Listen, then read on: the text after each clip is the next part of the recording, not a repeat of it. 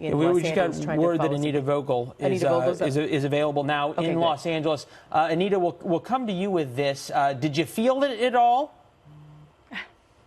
We felt it a little bit here, Leland. It shook very softly for about 10 seconds. Now, keep in mind, our Fox bureau is in West Los Angeles. We're about 2.5 hours away from that epicenter in San Bernardino County in the Searles Valley. It's kind of in the middle of nowhere, to be honest with you. It's in San Bernardino County, again, the Searles Valley. It's kind of halfway between Bakersfield and Los Angeles. Now, it is a magnitude 6.4. That's a fairly large earthquake. But of course, being 2.5 hours away, we wouldn't really feel the brunt of that here. Now, we are monitoring the wires to see if there's any reports of damage or any injuries. So far, we haven't heard of anything. All right, we just got this in from the Los Angeles Fire Department in Eagle.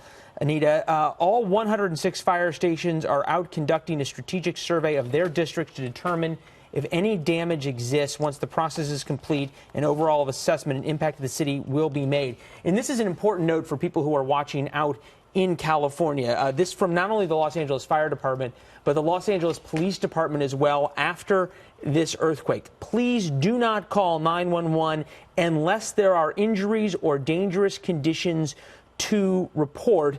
And then they come up with this. Residents are reminded of the potential of aftershocks to drop, cover, and hold on. And they say there's going to be an additional alert issued once earthquake mode is complete. Anita, as you guys have made your initial and cursory phone calls around, any damage reports, anything from LAPD or Los Angeles Fire?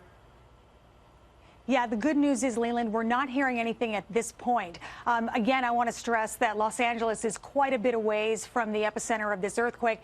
The cities that are going to be feeling the brunt of this are cities closer to the Searles Valley. We're talking about Bakersfield, Lancaster, the Big Bear, California area, Lake Arrowhead.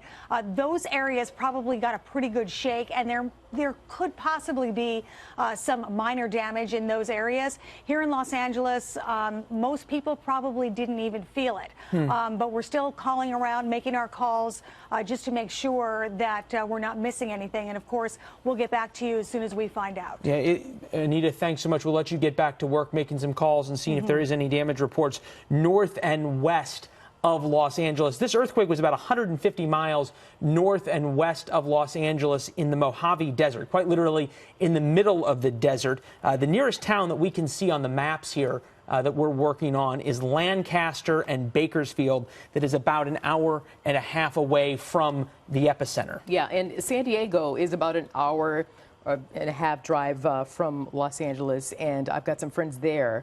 I used to live in San Diego and work there at the Fox station, and they're telling me that they, she says, texted me saying it was a good shaker here in San Diego. In fact, if we can, I'm trying to get them on the line to kind of give us an idea of what they felt. We're working on that right now. But, you know, in situations like this, again, it's one thing when you've got folks at work and on the freeways, etc.